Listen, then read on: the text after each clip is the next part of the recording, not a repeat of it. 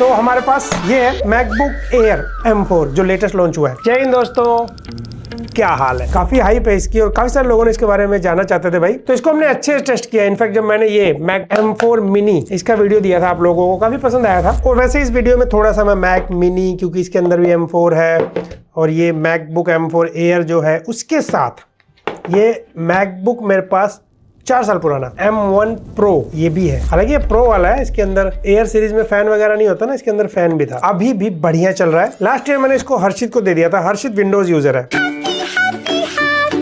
तो उसने विंडोज और मैकबुक में स्विच भी करता रहता है। ओवर द टाइम बैटरी इसका अभी उतना नहीं चलता, बैटरी बैकअप कम हो चुका है, लेकिन एक आइडिया लग जाएगा कि कोई अगर अपग्रेड करता है। एक्चुअल में 3-4 साल बाद ही अपग्रेड थोड़ा वर्थ कहलाता है, 5 साल बाद। जिसने M3 M2 लिया तो मुझे नहीं लगता उसको अपग्रेड की जरूरत है M4 पे भूल के भी। और हमें पता लग जाएगा क्या किया एप्पल ने 4 साल। आई थिंक आपके डाउट्स काफी सारे क्लियर होंगे, आपको अच्छी लगेगी वीडियो। और अगर अच्छी लगे तो सब्सक्राइब जरूर करिएगा दोस्तों, अच्छी वीडियो मिलती रहेंगी। अगर मैं क्विकली भाई थोड़ा सा अनबॉक्सिंग का मजा तो लेना ही बनता है। आते ही हमने सबसे पहले अनबॉक्स कर लिया था। बॉक्स वगैरह की पैकेजिंग तो आप जानते हो एप्पल की अच्छी होती है। और बॉक्स के अंदर मैकबुक है, साथ में ब्रेडेड केबल है। ये उसी कलर में मिलेगा जिस कलर का मैकबुक बाय किया जाता है। साथ में एक चार्जर है 35 वोल्ट का,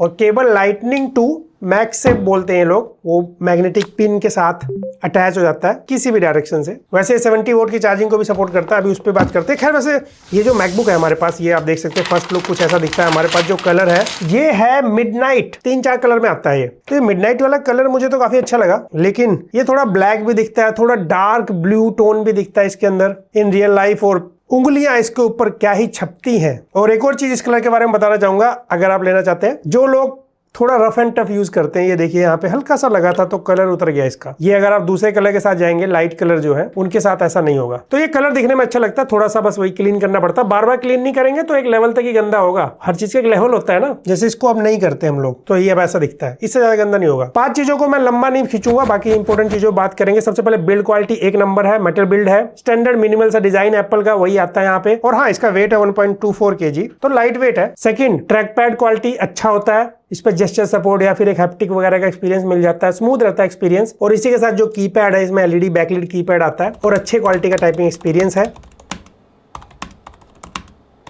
कीबोर्ड में नम पैड नहीं मिलेगा, बिकॉज वही मैकबुक का साइज ऐसा है इसका कि वहां नम पैड आ नहीं सकता था। और एक चीज जो आपको मैकबुक में अच्छा लगता है वो है वेबकैम। ओके, ये इसका वीडियो सैंपल है, ऑडियो सैंपल। इस बार इन्होंने 12 मेगापिक्सल का मतलब वेबकैम डाल दिया इसके अंदर लैपटॉप में। ऑडियो क्वालिटी कम लग रहा था तो मैंने दोबारा से ये पार्ट रिकॉर्ड कर रहा हूँ, तो अभी भी ऑडियो क्वालिटी लो ही है। मीटिंग कर रहा था मैं, जूम कॉल वगैरह भी ट्राई किया, कोई ऐसे सामने वाले ने कंप्लेन की नहीं थी। नॉट श्योर, पता नहीं, जो भी है। और एक और फीचर जो कि अंडररेटेड रहता है, मुझे लगता है विंडोज में ये चीजें अगर इस तरीके से इंप्लीमेंट हो जाए, फिंगरप्रिंट स्कैनर।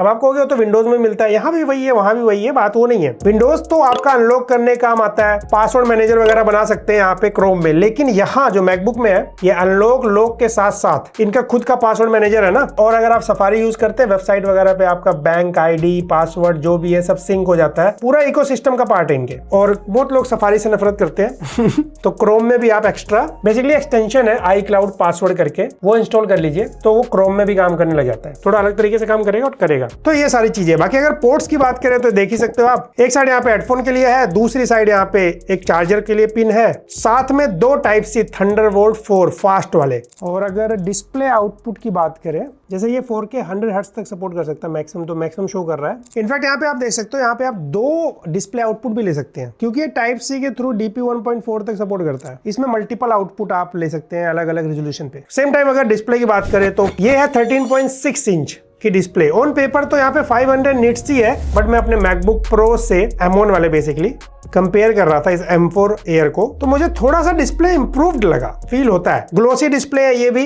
इन शॉर्ट इसका जो डिस्प्ले कलर्स और जो डिस्प्ले क्वालिटी है वो अच्छी क्वालिटी की है। 60 हर्ट्ज डिस्प्ले है ये। अगर आप कलर एक्यूरेसी वगैरह जानना चाहते हैं, एप्पल ने मेंशन नहीं करता openly. 100% plus sRGB, 83% around DCI P3 मिल जाता है, यानी कि यहाँ पे आपको अच्छी डिस्प्ले मिल जाती है, चाहे आप कंटेंट देखते हैं या फिर मतलब कभी एडिटिंग वगैरह करना है, लाइटरूम वगैरह, फोटो एडिट, ये सब भी आप कर सकते हैं उसी के साथ। लेकिन मैं यहाँ पे हाँ, और डिस्प्ले में ऑटो ब्राइटनेस का ऑप्शन भी मिल जाएगा, वो मिलता है मैकबुक में। और अगर मैं बात करूँ जो परफॉर्मेंस वाला पार्ट है, यहाँ पे हमने मल्टीपल टेस्ट किए हैं जो कि काफी इंपॉर्टेंट हो जाते हैं आपके लिए जानने के लिए। हमने यहाँ पे दिखाता हूँ मैं आपको कुछ ग्राफ हम लोग बनाते नहीं ज्यादा, बताइएगा कैसा बना है। सबसे पहले बेंचमार्क में 3 डिवाइस है। एक हमने लिया 2020 का मैकबुक एयर, नहीं है ये, क्योंकि हम लोग तो 2025 एयर की बात कर रहे हैं, लेकिन ये मैकबुक प्रो था। अंदाजा लगाने के लिए बढ़िया रहेगा M1 है इसमें कि कोई अगर अपग्रेड करता है या फिर 4 साल बाद क्या चीजें बदली हैं। और दूसरा हमने लिया M4 वाला, जो कि इस नए मैकबुक एयर में भी है और इस मैक मिनी में भी है। इसकी डिटेल वीडियो मैंने चैनल पे दिया, वो आप देख सकते हैं। खैर कंपैरिजन से पहले कुछ टेक्निकल डिफरेंस तो आप देख ही सकते हो, कोर और न्यूरल इंजन, CPU GPU में। सबसे पहले अगर आप सिनेबेंच स्कोर देखेंगे, सबसे पहले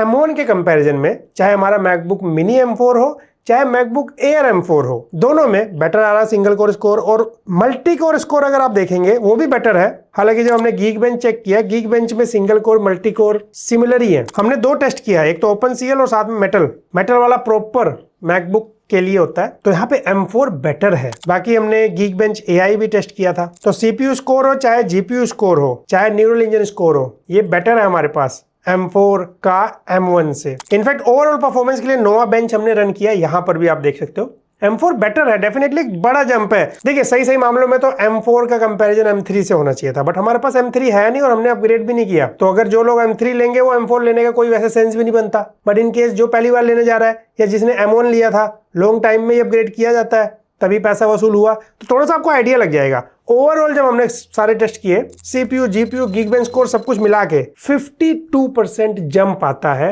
M1 के कंपैरिजन में M4 में। अगर मन में आता है भाई एडिटिंग का क्या हाल है, इससे एडिटिंग हमने ट्राई किया, इसको समझाने के लिए मैं यहाँ पे 2-3 एग्जांपल देने की कोशिश करता हूँ। देखिए अगर आप FCP यूज करते हैं, final cut pro, in case जिसके मन में आ रहा है कि मैं दोनों में से कौन सा लूं, अगर मेरे को थोड़ा सा एडिटिंग वगैरह ज्यादा प्रेफरेंस है, तो फिर आपको ये मैक M4 मिनी ये लेना चाहिए। इसके साथ जाने का एक और रीजन हो सकता है, यहाँ पे फैन वगैरह भी दे रखा है, क्योंकि एडिटिंग एक लॉन्ग प्रोसेस होता है, डिपेंड करता है आप कितना हैवी एडिट करते हैं, कितना लॉन्ग प्रोजेक्ट है, तो फैन वगैरह काम आ सकते हैं। वैसे फैन इतनी जल्दी चलता नहीं है, नॉर्मल टास्क पे तो चलता ही नहीं है। नॉर्मल टास्क पे आपको मैकबुक के साथ फैन की जरूरत है नहीं, लेकिन अभी मैं एडिटिंग वाले पार्ट पे हूँ। डेफिनेटली मैं होता तो इसके साथ जाता, डिस्प्ले वगैरह अलग से अटैच कर लेता घर पे बैठ के। जो लोग पैसा कमाते हैं वो तो एक जगह बैठ के ज्यादा एडिट करते हैं, ऑन द गो भी लेकिन कई बार करना पड़ता है। तो उस केस में अगर सिर्फ ऑन द गो एक पर्पस है, भाई मुझे घर पे भी करना है, ऑन द गो भी करना है, तो फिर एयर की तरफ जा सकते हैं। फाइनल कट प्रो से आप अच्छी वीडियो एडिट कर सकते हैं, 4K वीडियो लेयर वगैरह कोई दिक्कत नहीं आनी चाहिए। इनफैक्ट दाविंसी सॉफ्टवेयर आता है एडिटिंग के लिए, मैं नहीं जानता उसकी एडिटिंग हमारे यहाँ नहीं होती दाविंसी का यूज, पर कई लोग कहते हैं मैकबुक वो भी अच्छा संभालता है, तो आप कुछ वीडियोस देख सकते हैं। लेकिन जब बात आता है एडोब प्रीमियर प्रो का, अगर सिंपल करके बताऊं, एडोब प्रीमियर में अगर आप 1080p वीडियो एडिट करते हैं, 2-3 लेयर 4K वीडियो एडिट करते हैं, तो आप कर सकते हैं एडिटिंग। लेकिन जैसे अगर आप, या जैसे मैं अपने वीडियो एडिट करता हूँ, इसमें 4K file, 4K B roll, फिर टेक्स्ट इफेक्ट, उसके बाद फोन की रिकॉर्डिंग, कई चीजें लगाई जाती है। और जो लोग प्रीमियर यूज करते हैं फिर आफ्टर इफेक्ट भी यूज करने लग जाते हैं आजकल, क्योंकि एडिटिंग का लेवल चेंज हो चुका है। उसके लिए इतना मैं रिकमेंड नहीं करूंगा आपको। प्रीमियर अगर यूज करना है तो फिर आप दूसरे मतलब विंडोज डिवाइसेज या PC बिल्ड के साथ जा सकते हैं। बाकी फोटोशॉप, लाइटरूम ये सब यूज करिए, कोई दिक्कत नहीं। आजकल एडिटिंग का लेवल बहुत हाई हो चुका है, आप कुछ अच्छे चैनल देखेंगे आपको खुद पता लग गया होगा। कुछ तो रील्स वगैरह भी इतने हाई क्वालिटी के एडिट हो रहे हैं आजकल। इंस्टाग्राम डिजर्व नहीं करता इतनी अच्छी एडिटिंग, क्योंकि इंस्टाग्राम अच्छी चीजों को सपोर्ट नहीं करता, लेकिन लोग कर रहे हैं वहां पे। तो इंस्टाग्राम को पैर छूने चाहिए उन क्रिएटर्स के जो कि इंस्टाग्राम पे अच्छी वीडियो बना रहे हैं। मार्क जुकरबर्ग, ये आपके लिए था। You should be thankful for those creators जो आपके प्लेटफॉर्म को थोड़ा वैल्यूएबल बना रहे हैं। तो डिपेंड करता है आप कौन सा सॉफ्टवेयर यूज करते हैं। 1 लाख रुपए में अगर मुझे एडोब प्रीमियर चलाना है तो मैं विंडोज के साथ जाना चाहूंगा। डिपेंड करता है आप कौन सा सॉफ्टवेयर यूज करते हैं। और रही बात गेमिंग की, आप इस चीज के लिए मत लीजिएगा। फॉर गेमर्स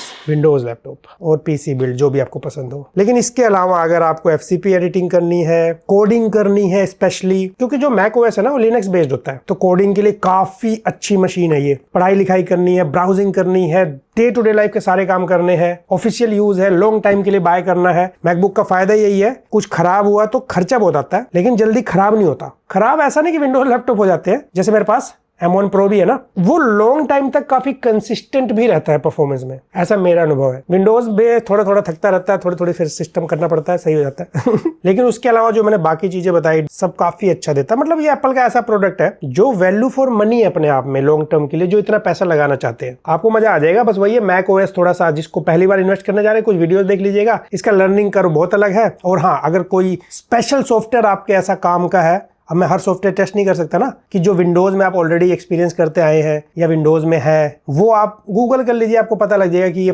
कोई भी एबीसी सॉफ्टवेयर मैक ओएस में है कि नहीं है, ये उनके लिए बताया जो फर्स्ट टाइम अगर शिफ्ट होने की सोच रहे हैं। टू बी ऑनेस्ट मुझे आईफोन इतना पसंद नहीं है, मैं तो एक यूट्यूबर हूँ, मेरा काम है तो मैं एक रखता हूँ एज अ सेकेंडरी डिवाइस, मैं कभी भी इसको प्राइमरी नहीं बनाना चाहूंगा। लेकिन यस, जो मैकबुक की बात आती है तो मुझे काफी सही लगता है, काफी सही प्रोडक्ट लगता है ये। पर हाँ, वो है कि जो लोग भाई एप्पल प्रोडक्ट यूज करेंगे तो इकोसिस्टम का पार्ट मिल जाता है, जैसे सैमसंग में एंड्रॉइड में सैमसंग देता है मल्टीपल प्रोडक्ट के साथ, एप्पल तो पहले से देता है। और जो पैसा लगा सकते हैं फॉर लॉन्ग टाइम, हमने तो बेस वेरिएंट लिया, आप 512 GB के साथ जाइएगा, एक्स्ट्रा चार्जर मिल जाएगा, थोड़ा सा जीपीयू इंप्रूव मिल जाएगा। और मैंने इंटरनेट पे थोड़ा चेक किया था, 512 GB का जो रीड एंड राइट स्पीड है 256 GB जो मैं आपको दिखा रहा हूँ, इससे थोड़ा और बेटर आएगा। प्राइसिंग वाला थोड़ा बताता हूँ, 99,900 रुपीज ऐसा कुछ प्राइस है, मोटा मोटा 1 लाख रुपए। और 10,000 रुपए का कार्ड डिस्काउंट था ICICI बैंक पे था, मैंने इसलिए कहा क्योंकि अभी 5,000 शो कर रहा है, तो 90,000 का पड़ेगा। हाँ, जो लोग स्टूडेंट कार्ड लगाते हैं फिर उसका एक अलग डिस्काउंट है, वो नहीं अप्लाई किया हमने। और अगर इनकेस कोई M1 यूज कर रहा है, जैसे हर्षित को दे दिया था मैंने, तो हर्षित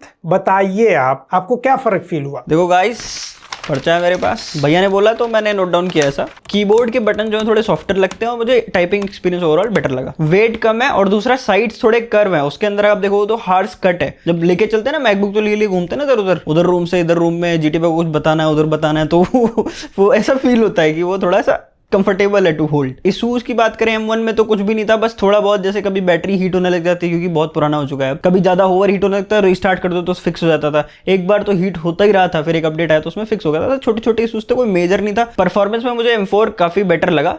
जो पुराना वाला था उसमें समटाइम्स कभी हीटिंग इशूज, थोड़ा बहुत बैटरी पुरानी हो गई है, या फिर जो मल्टीटास्किंग करते तो थोड़ा उतना स्मूथ नहीं था जितना ये वाला है। दोनों ही 60 हर्ट्ज हैं बट उतना स्मूथ नहीं था जितना ये M4 वाला मुझे लगता है। ऑल्दो मुझे उसमें कोई दिक्कत नहीं थी ऐसे, बस कंपैरिजन में मैं बता रहा हूँ कि ये बेटर है, बस यही नोट किया था। और वो तो सही में है, बाकी कागज कलम है दोस्तों, इतना ही नोट किए थे, बस इतना ही लिख पाया हूँ गाइस। और रही बात बैटरी की, तो यहाँ पर ये पूरा आप देख सकते हैं, हमने यहाँ पे एक अच्छा खासा यूज किया है, 12 आवर 19 मिनट्स बैटरी बैकअप दिया है, जो कि काफी अच्छा बैटरी बैकअप है। 53 वोट आवर के आसपास बैटरी मिलती है इसमें टेक्निकली। आई होप यहाँ पे मैंने सब कुछ बता दिया होगा आपको, इसके बारे में काफी सारी चीजें क्लियर हुई होंगी। और वीडियो कैसी लगी कमेंट सेक्शन में बताइए, वीडियो पसंद आया तो लाइक शेयर सब्सक्राइब करिए। मैं मिलता हूँ आपसे अगली वीडियो में।